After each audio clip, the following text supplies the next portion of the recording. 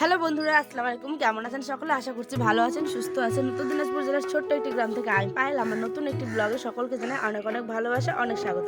আর প্রতিদিনের মতোই কাকটা আজকেও এসে কা কা কা করবেই। আমি জানি না কেন, আমি যখন ভয়েস দিতে আসি ঠিক তখনই এই কাকটা আমার মাথার উপর এসে কা কা করে, জানেন। আর আয়ানকে ঘুমিয়ে দিয়ে এইমাত্র ভিডিওটা এডিট করে থাম্বনেল রেডি করার পরেই আপনাদের জন্য আমি ভিডিওটি পোস্ট করে দিলাম।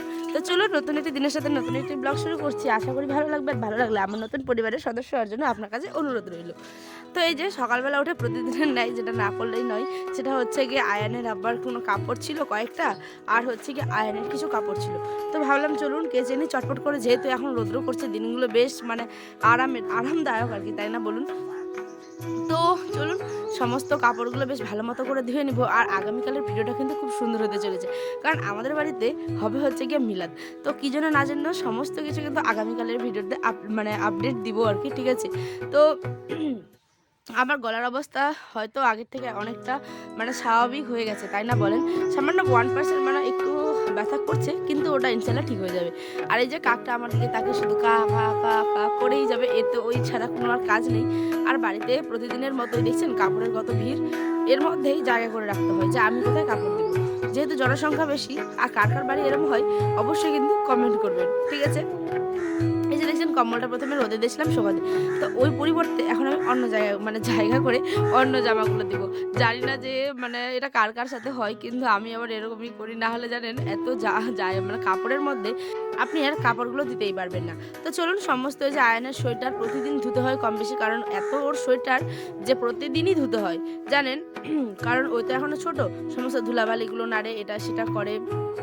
দাঁড়ান দাঁড়ান, তার আগে মানে আয়নের আবার কাপড়গুলো মেলে দিই। আর আজকে রান্নাবাড়ি তেমন দেখাতে পারিনি, কারণ মানে সকালবেলা থেকে 12টা 11টা অবধি ব্লগটা কন্টিনিউ করেছি। 12টার পর থেকে আর মানে করতেই পারিনি, বিশেষ কারণ একটা মানে আমাকে যেতে হয়েছিল একটা বিশেষ জায়গায় আর কি। সেই জন্য রান্নাবাড়ি মানে আলু সেদ্ধ, ভাত আর পাঁপড় ভাজা, ডাল ভাজা আর টমেটো চাটনি মানে গতকালের ছিল। তো সমস্ত কিছু মানে খাওয়া দাওয়া করে আমরা বেরিয়ে গেছিলাম, জানেন। আর কোথায় গেছিলাম বলেন তো? কারণ ডাক্তার দেখাতে গেছিলাম। গলার যেহেতু এত মানে খারাপ অবস্থা হয়ে গেছিলো যে ডক্টর না দেখালে প্রচণ্ড ব্যথা করছিল দুই সাইডটায়। তো আমাদের বাড়ির এখানেই আর কি পাশে হোমিওপ্যাথি, তো দেখে নিয়েছিলাম, সেই জন্য আর ব্লগটা করতে পারিনি। তারপর বাড়িতে এসে আয়নের আবদার, এটা করো সেটা করো। তো চলুন সমস্ত কিছু করার পরে আগে ঘরটা বারান্দাটা ঝাড় দিয়ে দিই। আর ওই যে দেখছেন চেয়ারগুলো মানে ওই চকিটা হাজারবার মানে পরিষ্কার করার পরে ওই যে দেখছেন বালতি, ওই বালতিগুলোও আজকে পরিষ্কার করবো, কারণ আয়নের আব্বা সার দিয়েছিল ওই বালতিগুলোতে করে নিয়ে গিয়ে। আর আমরা তো বালতিতে করে জল খাই না, বোতলে খাই বা জাগে খাই। তো সেই জন্য বালতিগুলোকেও বেশ ভালো মতো করে মেজে নেব। তার জন্য বারান্দাটাকে বেশ ভালো মতো করে আর কি মানে ঝাড়টার দিয়ে চলুন সিঁড়িগুলোকেও দিয়ে দিই, যেহেতু বাইকটা এদিক দিয়ে ওঠায় নামায়। আর এত মানে রাস্তার ধুলোগুলো এসে আমার ঘরে ঢুকে যে কি বলবো, জানেন। শুধুমাত্র এই কারণে। তার আগে এই যে এই জায়গাটা মানে এই আমার বাড়ির মানে ঘরের পিছন সাইড হচ্ছে এইটা। তো এখানটাও জল দিয়ে ভালো করে ধুয়ে নিই, কারণ সারাদিনই তো প্রায় এখানে জুতাগুলো রাখতে হয়। তো দেখতে পাবেন যে জুতাগুলো রাখলে না জুতার সাথে ধুলোবালিগুলো সারাদিনই কেমন মানে কিচকিচ করে আর কি। তো সেই জন্য এটাকেও জল দিয়ে ধুয়ে বেশ ভালো মতো করে মানে পরিষ্কার করে নিচ্ছি। আর মা ওদিকে যে গেল সাইড দিয়ে, ওটা হচ্ছে গিয়ে কালো লালুদের খাবার নিয়ে গেল আর কি, মানে গাছের পাতাগুলো আর কি ভেঙে। তারপরে গ্যাসটা দেখছি পরিষ্কার করতে হবে, কারণ 2-3 দিন ধরে গ্যাসটাকে পরিষ্কার করা হয়নি, সে বিভিন্ন কারণেই হোক।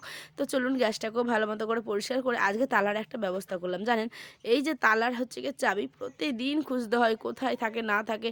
তার জন্য ভাবলাম চলুন একটা পেরেক দিয়ে ভালো করে ওটাকে মানে ঠুকে দিয়ে রেখে দিব, ওইখানে শুধু তালা আর চাবি।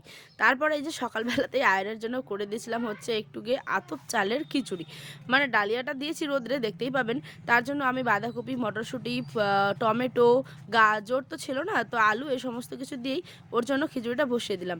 আর এদিকে কিন্তু আমি ডালিয়া আর হচ্ছে গিয়ে আতপ গুঁড়োটা আর কি, চালের গুঁড়োটা, আতপ চালের গুঁড়ো আর কি, ওটাকে রোদ্রে দিয়েছিলাম। তো চলুন যেগুলো কাপড় শুকিয়ে গেছে তাড়াহুড়ো যেহেতু করছি ডাক্তারের কাছে যাবো, সেই জন্য তুলে নিচ্ছিলাম। তো যতটুকু পেরেছি আপনাদের সাথে একটা ছোট্ট আজকে ব্লগটা শুরু মানে কি বলবো শেয়ার করেছি। হ্যাঁ, কেমন লাগবে অবশ্যই কমেন্টে আমাকে জানাবেন। আর বড় হোক ছোট হোক গল্প তো করাই যেতে পারে, তাই না বলুন? পরিবারের সাথে ছোট বড় মানে দৈনন্দিন জীবনের সমস্ত ঘটনাগুলোকেই তো আমরা তুলে ধরি আপনাদের মাধ্যমে। তো কোনো দিন যদি একটু ছোট্ট হয় তাহলে অ্যাডজাস্ট করে নেবেন প্লিজ। চলুন, ওর ডালিয়াটা হয়ে গেছে, সরি ডালিয়া বলছি, খিচুড়ি হয়ে গেছে, ওকে এবার খাইয়ে দিই। এবার তার আবার আমি হাত দিয়ে খাওয়াচ্ছিলাম, সেটা প্রচণ্ড গরম বলে তার আবার একটা স্পুন লাগবে, মানে চামচ লাগবে, ঠিক আছে? সেই জন্য ওই আমাকে দেখে দিচ্ছে মামা মামা ওটা ওইটা, মানে ওর চামচ লাগবে, ঠিক আছে? আর এত বুঝতে শিখে গেছে যে কি বলবো জানেন, আস্তে আস্তে আমার ছোট্ট বাপটা কত না বড় হয়ে গেল, তাই না? এখন জানেন নিজে খেতেও শিখে গেছে। আমি ওকে মেখে দিই কিন্তু আমার হাত দিয়ে খাবে না, কিন্তু এখন যেহেতু ঘুম থেকে উঠেছিল সেই জন্য আর কি ওকে সকালবেলায় ডালিয়া করে দিচ্ছিলাম। এই সরি, আমি বারবার ডালিয়া বলছি, ওটা হচ্ছে গিয়ে খিচুড়ি করে দিলাম। আর এই যে এখন একটা চামচ নিয়ে আসলাম, সেটা দিয়ে ওকে বেশ মানে ভালো মতো করে খাইয়ে খাইয়ে দেবো।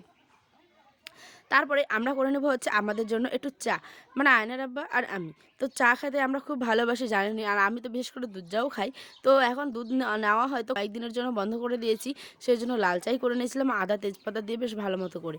তো চলুন চাটাকে কাপের মধ্যে ঢেলে নিই আর আমরা খেয়ে নিই চটপট করে, যেহেতু বেরোতে হবে আর রান্নাটা হয়তো শেয়ার করতে পারিনি। তো চলুন, কেউ কিছু মনে করেন না। এই যে আমার এখানে কিন্তু মানে চাটা ঢালা কমপ্লিট। এরপরে আমি এখানে চিড়েটা দেখি যে বহুদিন ধরে এই জিনিসটা নষ্ট হয়ে যাচ্ছিলো না খাওয়ার অভাবে। তো টাকার জিনিস নষ্ট করে কী লাভ, তাই না? তো চলুন, এই যে আমি এগুলোকে ভালো মতো করে একটু গরম করে নিয়ে তেল, কাঁচা লঙ্কা আর লবণ, পেঁয়াজ সমস্ত কিছু দিয়ে ভালো মতো করে মাখিয়ে নেব। আর এটা না চায়ের সাথে খেতে দুর্দান্ত লাগে, আর এর সাথে যদি হয় একটু ডিমের অমলেট কুচি, মানে ভুজিয়া টাইপের, এত সুন্দর লাগে মুখে লেগে রাখার মতো। চলুন, এই যে জাস্ট সবজিগুলো এখানে কিছু মানে ভাবছিলাম যে কোয়াশ ছিল আমাদের, হ্যাঁ, তো কোয়াশের ভাজা করবো আর ফুলকপির ভাজা, আর সাথে ছিল যে বলেছিলাম ডাল, আলু সেদ্ধ, ভাতে কিন্তু আলু সেদ্ধ দিয়ে দিয়েছি, ঠিক আছে? আর চাটনি গতকাল রাতের ছিল, মানে মা দিয়েছিল, আমার শাশুড়ি মা, তো সেটাকেও আমরা খেয়ে নেব। চলুন ডালটা সম্বাসে দিয়ে দিই, আর এদিকে একটা এই যে কাঁচা লঙ্কা আর গোটা জিরে ফোড়ন দিয়ে দিলাম। তো চলুন আজ এই পর্যন্ত, দেখাবো অনেকটা ব্লগে। সকালে ভালো থাকবেন, সুস্থ থাকবেন, আল্লাহ হাফেজ।